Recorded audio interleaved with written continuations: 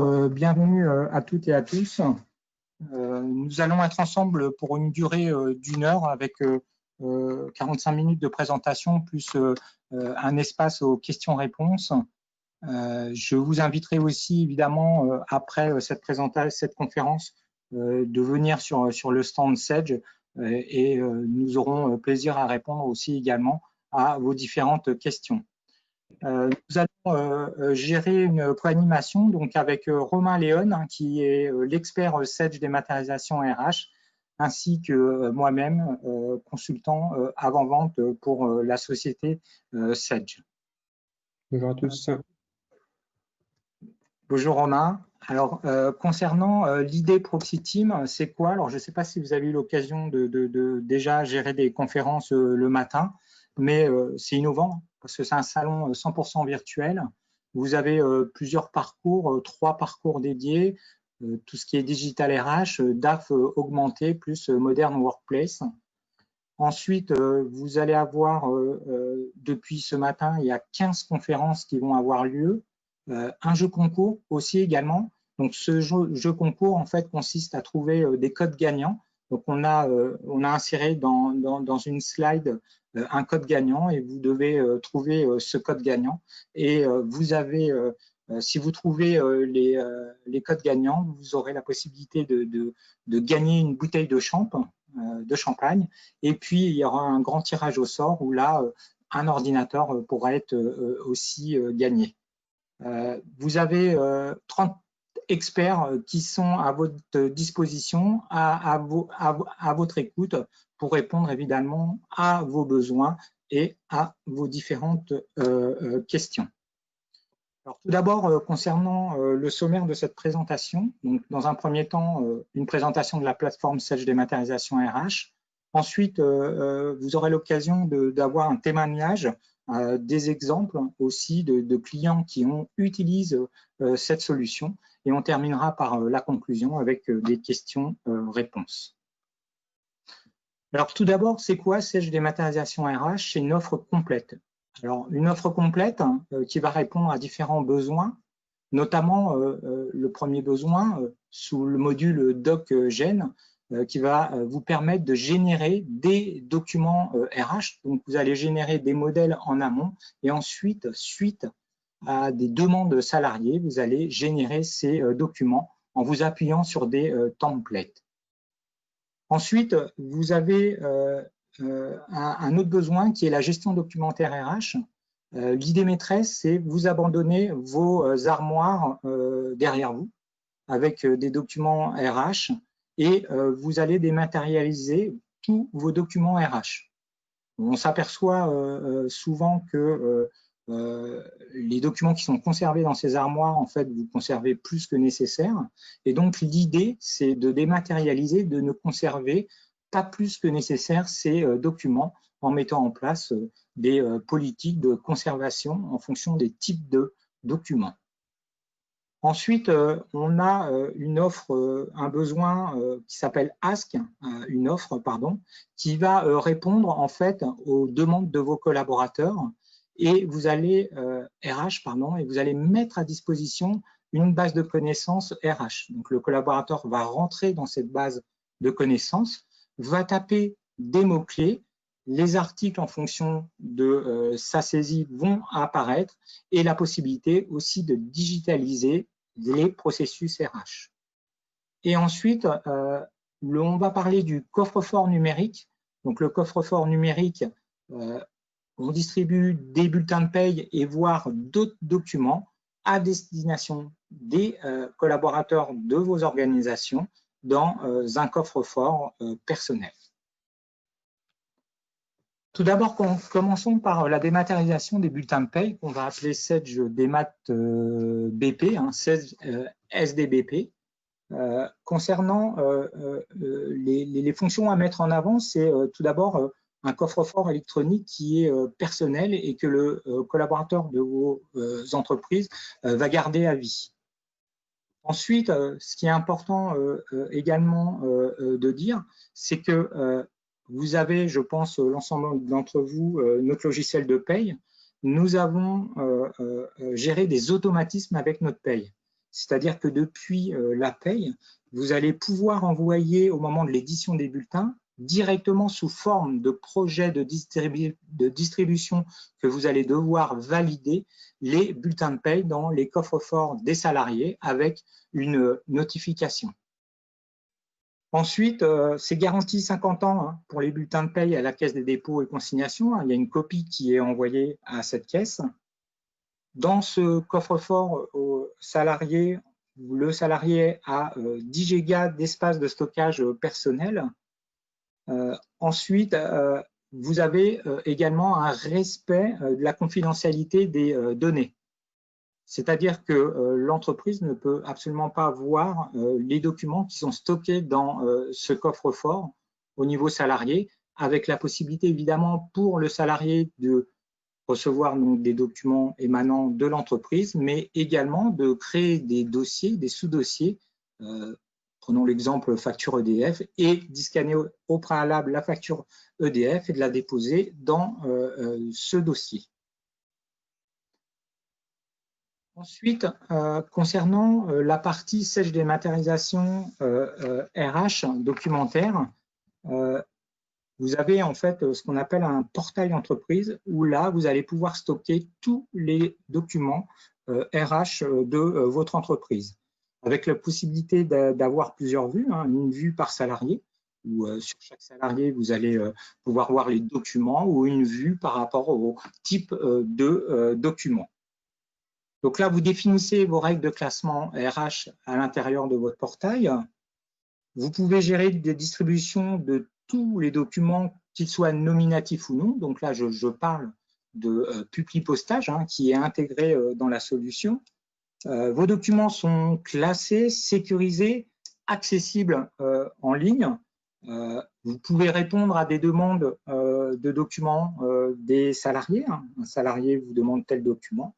On va pouvoir lui envoyer dans un espace sécurisé avec un mail, un lien à l'intérieur de ce mail et un mot de passe qui va permettre de sécuriser cet envoi.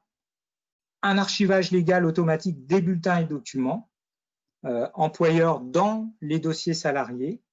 Vous aurez également la possibilité, au travers de cette solution, de pouvoir gérer des espaces de partage, des espaces de partage en interne et en externe. C'est-à-dire, imaginez, vous avez avec vos DP la possibilité de pouvoir créer un espace de partage. Vous pouvez donner une date de péremption à votre espace de partage. Vous avez des permissions permettant de gérer si c'est un duplicata, un filigrane en duplicata ou l'original au niveau des documents dans cet espace de partage.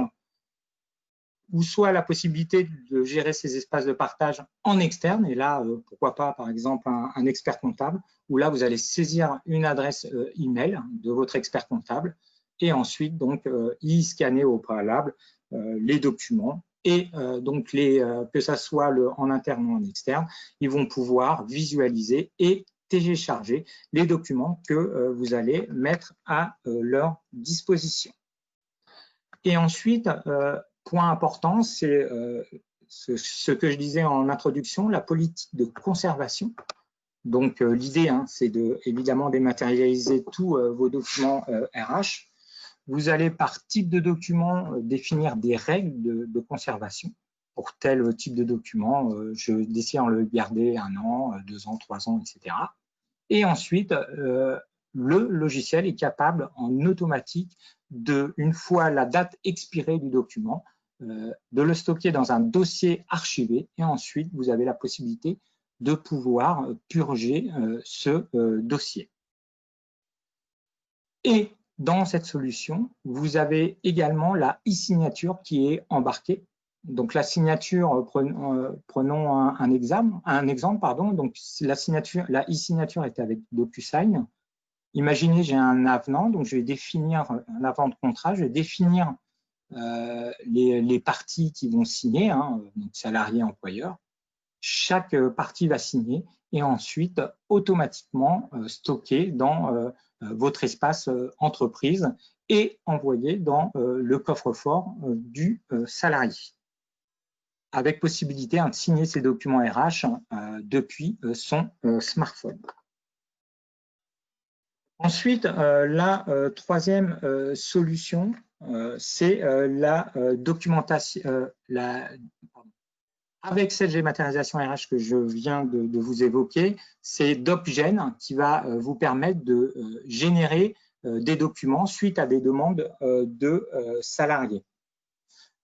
Comment ça se passe dans l'outil? C'est que vous allez créer des documents, des modèles de documents, donc contrat de travail, attestation, etc. Une fois que vous avez créé ces modèles de documents, vous allez les publier.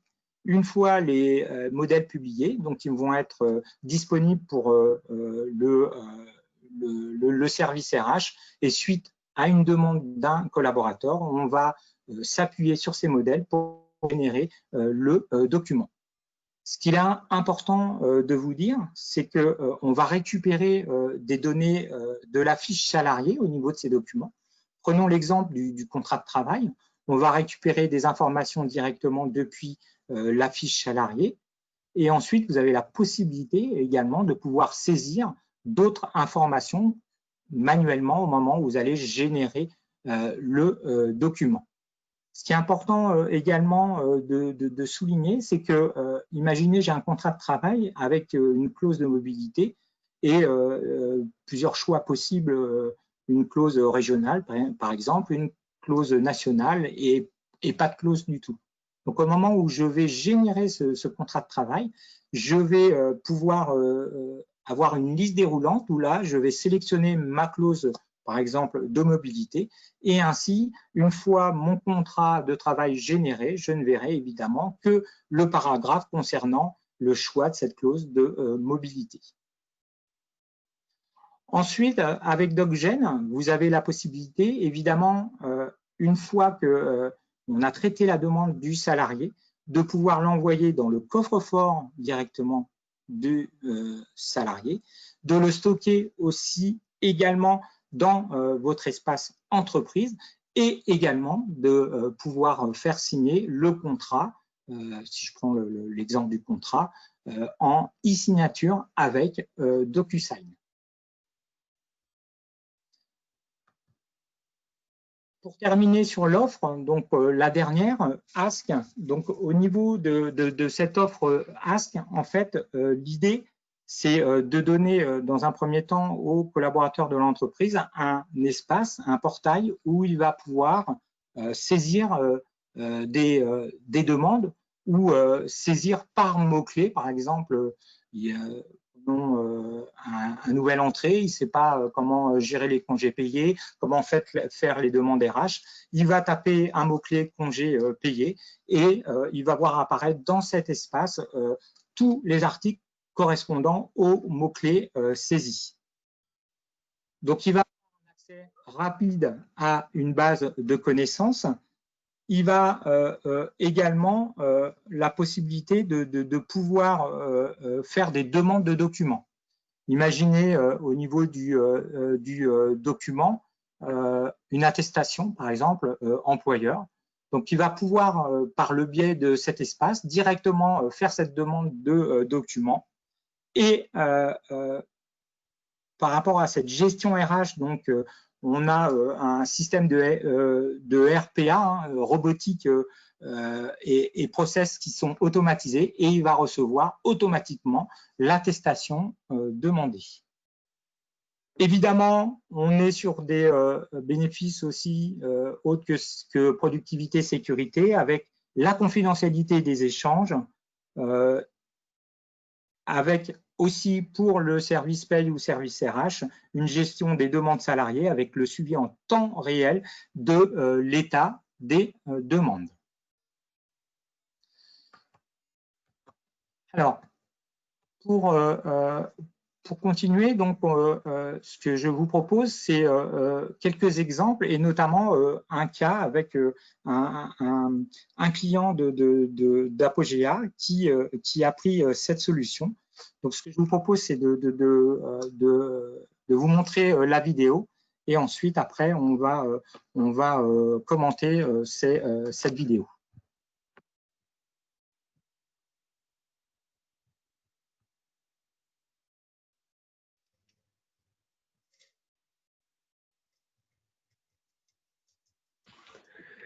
On n'a pas le son, Emmanuel. Je ne sais pas s'il l'est chez toi. Alors, il y a pas le son? Non. Oui. Alors, ça va être compliqué du coup parce que Tu l'as le son. chez toi, le son? Comment? Tu l'as chez toi, le son? Ouais, moi je l'ai chez moi le son en fait. Bon, bah, c'est pas grave, on passe à l'étape suivante, hein. En fait, c'est. Un témoignage sans son, Ouais, c'est jamais trop parlant, en fait, hein.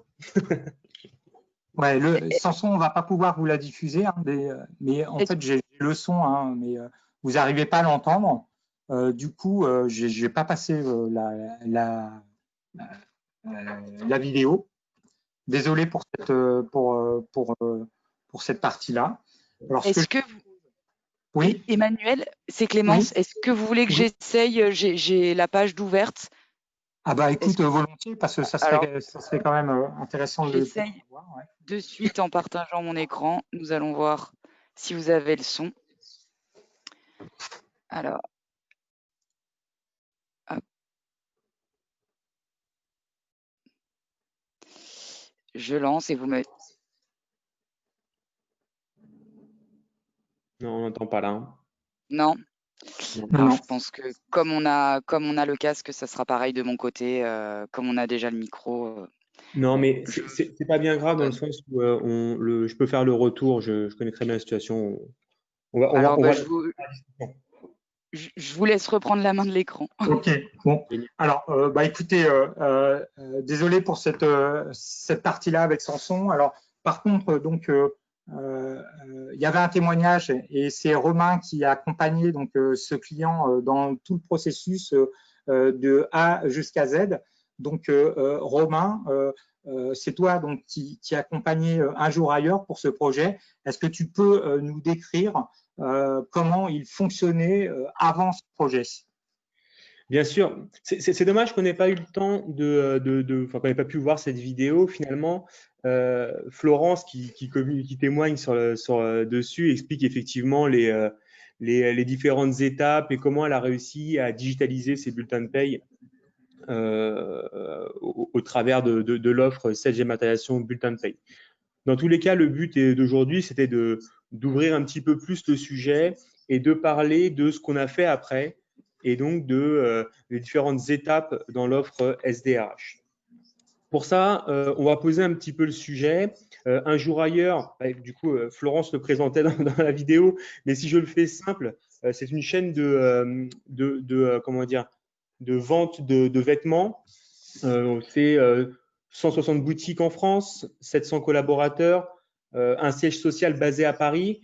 Et donc, vous le comprenez très vite, quelques problématiques d'un point de vue RH, ou du moins quelques challenges, on va parler de problématiques, que ce soit au niveau de la gestion de la paye, de l'administration du personnel ou même de la gestion RH au global.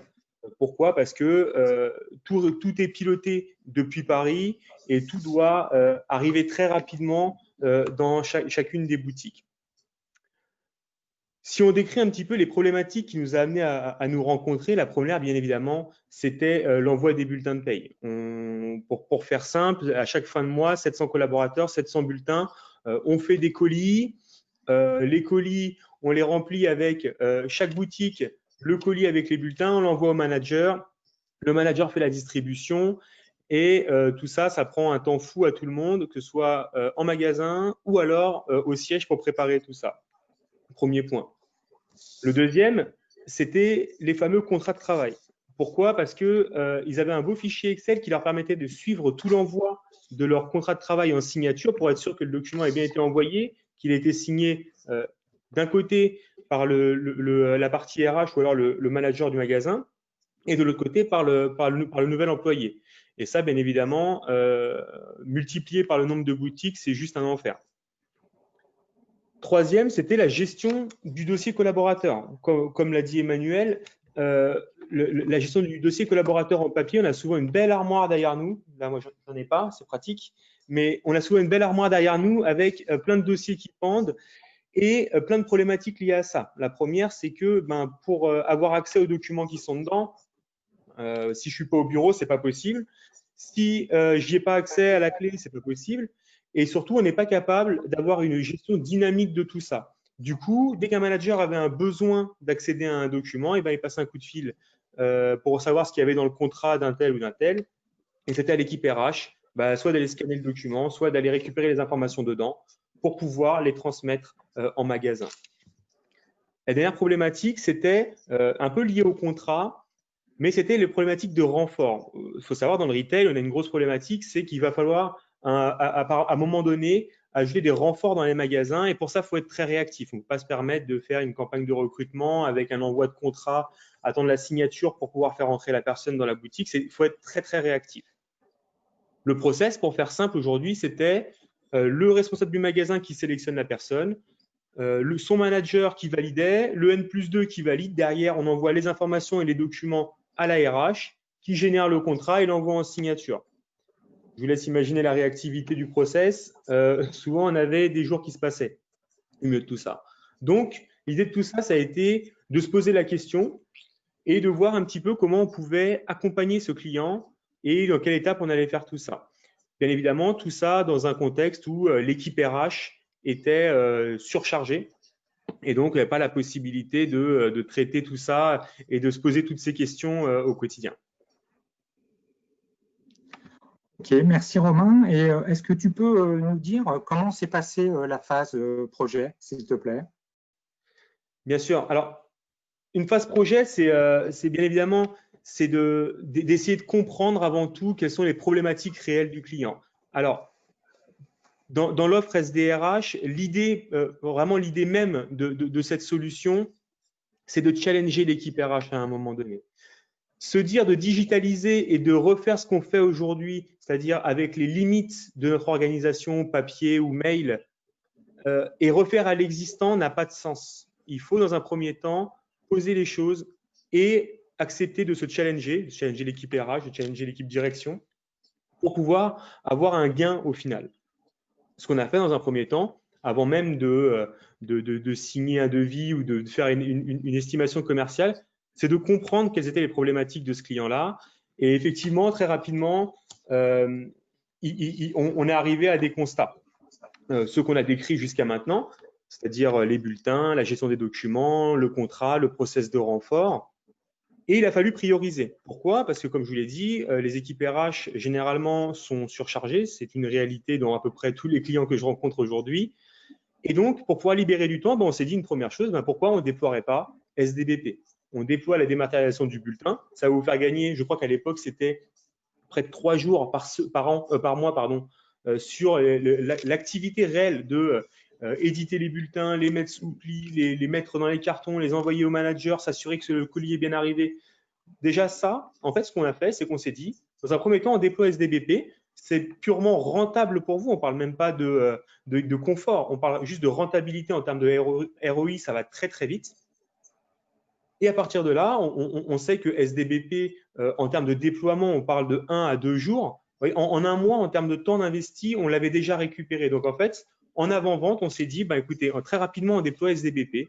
On vous laisse un petit peu de temps et on va se poser les questions par la suite du reste. Et donc, effectivement, on a déployé SDBP, on a accompagné client parce qu'il faut savoir que dans cette offre, on donne un kit de communication qui permet au client de communiquer auprès de son équipe, de ses salariés, des managers. Et donc, on a fait un peu d'accompagnement au changement au travers de ça et on a formé les équipes à utiliser la digitalisation du bulletin de paie. Très rapidement, je vous l'ai dit, en 2 jours, c'est réalisé. Derrière, on s'est posé les questions et on a commencé à mener des ateliers, ce qu'on appelle les ateliers métiers. Généralement, on fait des ateliers métiers ou des ateliers techniques. Les techniques, il n'y en a pas besoin parce que entre la plateforme Sage Dématérialisation RH et l'outil de PaySage, il y a déjà des connecteurs. C'est une solution qui est nativement liée au système de paye. Donc, en fait, on récupère tous les éléments et toutes les informations nécessaires pour pouvoir faire vivre la plateforme. Par contre, qu'est-ce qu'on fait avec cette plateforme? C'est là la grande question. Et avant même de lancer la plateforme ou de déployer, on se pose la question de bien comprendre la problématique et surtout de savoir comment on va être capable, avec un outil et on va dire les forces qu'on va apporter, comment on va être capable d'aider la société.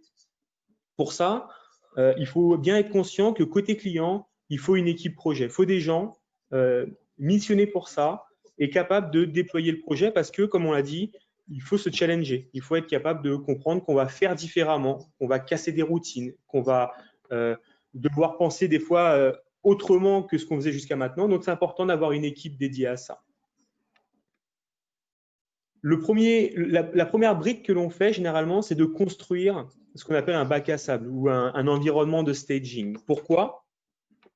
Parce qu'en fait, on va itérer au travers de nos ateliers. Nos ateliers, on va mettre en place, on va se dire par brique fonctionnelle, la gestion documentaire, la signature de contrat, l'idée des processus qu'on va mettre en place.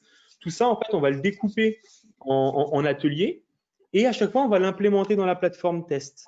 Et du coup, le client, lui, il est dessus. UJA, au fil de l'eau, je dis UJA, c'est un jour ailleurs, pardon.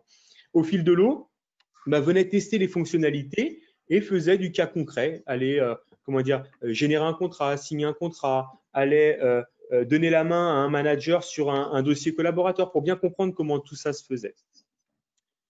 Au fil de l'eau, on a abouti le staging, donc abouti ce bac à sable, on avait des châteaux, c'est un très très beau bac à sable.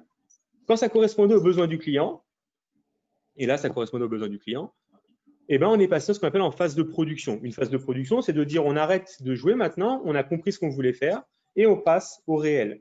Et donc, à ce moment-là, effectivement, on a déployé l'environnement de production. Donc, un environnement de production, bien évidemment, 160 boutiques, 700 collaborateurs, on n'envoie pas on n'appuie pas sur le bouton pour tout le monde d'un seul coup. On y va étape par étape. Et donc, étape par étape, ça a été de lancer d'abord une dizaine de magasins tests sur lesquels on a lancé l'outil, on a testé les fonctionnalités. Et au fil de l'eau, on est monté en production jusqu'à l'étape de recette où on recette l'intégralité du parc client et on s'assure que tout fonctionne bien. Donc voilà comment s'est passé un peu la phase projet pour un projet de cette envergure. Merci Romain. Et du coup, Romain, est-ce que tu peux nous décrire le fonctionnement actuel d'un jour ailleurs, s'il te plaît? Oui, fonctionnement actuel, bien sûr. En fait, là, j'ai beaucoup décrit la phase projet, en fait, comment ça se passe concrètement, mais je n'ai pas décrit dans le contexte d'un jour ailleurs. Effectivement, comme je l'ai dit, on a d'abord passé 2 jours à mettre en place la démat du bulletin. Donc, on a averti tout le monde un mois à l'avance, on a déployé les bulletins et ça a été un succès. Et d'ailleurs, ça nous a libéré du temps pour travailler. Et donc, ce qu'on a fait, en fait, dans un premier temps, on a travaillé ce qu'on appelle le process de renfort, c'est-à-dire comment faire une demande de renfort. Et donc, dans les briques que tu nous as présentées tout à l'heure, merci Emmanuel, en fait, on a utilisé la partie Ask pour faire des demandes auprès du service RH et donc de pouvoir générer un besoin. C'est-à-dire qu'en fait, le responsable du magasin générait une demande, un formulaire, au travers de sa plateforme Ask. Et donc, ce formulaire allait être validé et validé ensuite par son responsable. Donc, c'est ni plus ni moins qu'une notification mail et une validation sur la plateforme. Validé ensuite par son N+2, pareil, de la même manière. Une fois que tout est arrivé, une fois que toutes les informations sont renseignées et qu'on a la validation de tout le monde, l'information arrivait côté RH. Donc déjà, contrairement à avant, ce n'était pas une reconstitution de mail ou un historique de mail qui permettait de valider ça et où on avait du mal à avoir la trace de tout ça. Là, on avait vraiment un process défini avec des métadonnées, ce qui nous permet d'être sûr que tout ait bien été validé et on avait toutes les informations. En s'appuyant sur ces informations-là, le collaborateur pouvait être créé en paye et donc on allait s'appuyer sur la brique du DocGen, donc génération de documents. Donc ni plus ni moins, on récupère tous les éléments du collaborateur issus de la paye. On choisit le template. Est-ce que c'est un CDI, un CDD, on peut faire autant de templates qu'on veut. Donc là, il y avait, je crois, 6 types de contrats. Alors, CDI, CDD, après, il y avait différentes variantes. Et en fait, on choisit le bon template, on clique sur le bouton. La plateforme remplissait, je crois, près de 95% des champs dans le contrat. Il y avait 2-3 champs qui étaient libres, qui permettaient de faire un petit peu de spécifique. Et derrière, le contrat était envoyé en signature auprès du collaborateur et de son manager. Donc, on parle bien de signature électronique, c'est de l'instantané. Le document arrivait en signature au manager, donc il permettait de checker toutes les informations dedans. Derrière, ça partait au collaborateur. Le collaborateur signait. Une fois le document signé, il va se ranger dans son coffre-fort électronique. Il va se ranger dans la gestion documentaire RH, côté entreprise. Et donc, d'un point de vue process pur d'entreprise, on avait la possibilité donc de s'assurer que chacun des exemplaires n'était pas égaré. on avait un outil de tracking qui nous permettait de suivre les signatures, parce que c'est bien beau d'avoir un fichier Excel, mais ça n'a rien de dynamique. Autant avec la plateforme SDRH, on a un outil portail de signature qui nous permet de suivre ces signatures-là. Et donc, une fois que tous les process étaient passés, on avait la garantie que le contrat était signé. Il faut savoir que dans la signature électronique, si la personne refuse de signer ou elle ne signe pas dans les temps, après la date limite de signature, on est notifié comme quoi il y a un refus de signature. C'est important d'un point de vue requalification de contrat. Typiquement, dans ce type de magasin, on a des CDD d'une semaine, par exemple. Eh ben, si le collaborateur rentre sur son lieu de travail et pendant 48 heures travaille sans contrat signé, il peut demander une requalification en CDI. C'est un risque. Typiquement, là, on l'a levé avec des grandes sociétés comme Canal+, avec lequel on signe plusieurs centaines de milliers de contrats par an. Ce qu'il faut savoir, c'est que grâce à ça, on évite effectivement la requalification. Pourquoi? Parce que à date limite de signature, on est notifié par mail comme quoi le collaborateur a refusé de signer. Donc, vraiment, on s'affranchit du risque. Et enfin, d'un point de vue gestion documentaire, ils ont, pour moi, ils m'ont un peu devancé là-dessus parce que je n'avais pas du tout pensé à ça. Mais d'un point de vue charge de travail RH, ils ont fait quelque chose d'intéressant. Comme vous l'avez dit, comme on l'a dit au début, il y a 160 boutiques, 700 collaborateurs. Et donc, c'était l'équipe RH qui était garante de la bonne tenue du dossier administratif du collaborateur, être sûr que le contrat est bien dedans, que les documents administratifs sont bien dedans. Et en fait, ils ont délégué cette action auprès des managers. Pourquoi? Parce que dans la plateforme, le nombre de gestionnaires est illimité. Chaque gestionnaire peut avoir un profil particulier et donc avoir accès uniquement à sa population et uniquement à une partie des documents collaborateurs. Et donc, ils lui ont donné accès à chaque manager uniquement à sa population et uniquement à la partie administrative du dossier. Donc, pas tout ce qui est un peu plus critique comme les bulletins ou autres documents RH. Et en fait, au fil de l'eau, ils ont délégué cette partie gestion du dossier administratif et donc ils ont fait un vrai gain de temps, un vrai gain de productivité dans leur équipe RH. Ok, écoute, merci pour cette description, Romain. Est-ce que tu aurais un autre exemple de ce type, s'il te plaît? Oui, bien sûr. Bon, il y en a plein. Hein. On sait qu'on a plusieurs centaines de clients qui ont cette dématérialisation RH. Il y en a un qui est intéressant, effectivement, sur une problématique qui est un peu différente. Je ne peux pas donner le nom, mais c'est un des gros acteurs du déménagement en France. Et sa problématique a été un petit peu différente. Donc, il a 80% de son effectif qui est sur les routes, en fait, hein, en train de soit de conduire des camions, soit de déménager des maisons, appartements. Et en fait, la problématique était assez simple à comprendre. Hein. On avait toute cette population en perpétuel déplacement et un besoin de communiquer avec ces gens. Communiquer de plusieurs manières. On sait que la réglementation autour des sites protégés, par exemple, évolue au fil de l'eau et évolue très régulièrement, donc un besoin d'informer ses collaborateurs. Mais d'un point de vue pratico-pratique, bien évidemment, besoin d'envoyer le bulletin de paye, besoin de gérer les documents, parce que quand on conduit des poids lourds, quand on se rend sur des sites protégés, il faut des attestations et des habilitations particulières, avec des dates limites de péremption. C'est-à-dire qu'un document qu'on dépose sur la plateforme SDRH, comme c'est une GED, hein, ce n'est pas simplement un dépôt de documents, on est capable de traquer les dates limites et donc les dates de péremption de documents. Un permis poids lourd, une attestation, une formation. Bien évidemment que tout ça doit ressortir aux yeux du gestionnaire RH sans avoir à traquer tous les jours tous les dossiers papier. Ça doit ressortir de manière beaucoup plus fluide dans un outil digital. Et donc, on l'a fait ça avec ce client. Et donc, aujourd'hui, il est passé, on a fait, bon, je ne vais pas vous réexpliquer toutes les phases projet, mais on a fait des phases projet où on a essayé de comprendre le besoin et on a mis en fait dans chacun des documents qu'enregistrait ce client-là tout un tas de métadonnées, c'est-à-dire des données particulières qui lui permettent de traquer ces documents et donc de s'assurer que le document n'est pas expiré, n'a pas dépassé la date limite.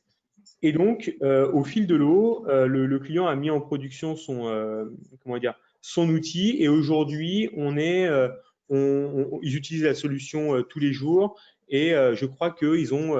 on pensait que, c'est une idée reçue, que la digitalisation du bulletin dans les métiers où on n'utilise pas l'ordinateur tous les jours, où on n'est pas constamment à son bureau, on a des taux de digitalisation qui sont mauvais. Pour ce client en particulier, on atteint des taux de 95%. Pourquoi? Parce que généralement, comment se passait la remise du bulletin? Eh ben, les chauffeurs étaient obligés de repasser au dépôt, de retourner à l'équipe RH. Donc, généralement, il y avait la queue, ça prenait du temps. On allait récupérer son enveloppe, donc c'était une perte de temps, une obligation de repasser au bureau. Et généralement, on mettait ça dans sa poche rapidement, on allait dans la voiture, on rentrait. Et donc, il y avait des risques de perte du document. Donc là, en fait, ils ont très vite compris et il y a eu une bonne communication de la part de la société. C'est une chose sur laquelle il est important d'insister. La communication est quelque chose de primordial dans un projet de digitalisation. Et en fait, il y a eu une très bonne communication de sa société en expliquant les avantages de la digitalisation pour le collaborateur plutôt que d'expliquer les contraintes de créer un coffre-fort, mais de bien parler des avantages. Et effectivement, il y a eu un taux de près de 95% de digitalisation sur ce client. Ok, écoute, merci beaucoup Romain pour ces témoignages concrets. Alors, concernant la vidéo, je pense que le groupe Apogea va sûrement vous la mettre à disposition pour que vous puissiez la voir avec le son et l'entendre. Ou je pense que sur YouTube, si vous tapez témoignage un jour ailleurs, vous aurez la possibilité de visionner cette vidéo. Malheureusement, la voix, impossible de pouvoir gérer l'audio sur cette plateforme. Mais en plus de ça, elle est disponible sur le site d'Apogea, donc n'hésitez pas à y aller. Vous la retrouverez très facilement. Il y a même le lien, je crois que Clémence l'a mis en lien sur le chat, n'hésitez pas à cliquer dessus. D'accord. Donc, pour conclure, nous avons décrit les 4 offres autour justement de la dématérialisation RH. Il faut que tu repartages ton écran, Emmanuel, on ne le voit pas là. Pardon. Merci, oui. Merci Romain.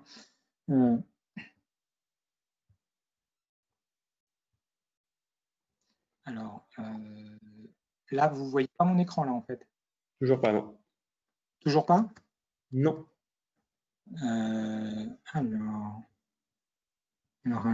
je vais juste. Hop. Attends, je vais peut-être repasser comme ça. En fait, j'ai. Ouais. Voilà. Ouais. Top, on voit. C'est bon? D'accord. Ouais. Donc, je vais vous parler des 4 offres qu'on vous a détaillées. Donc, la première offre qui est celle de dématérialisation des bulletins de paye.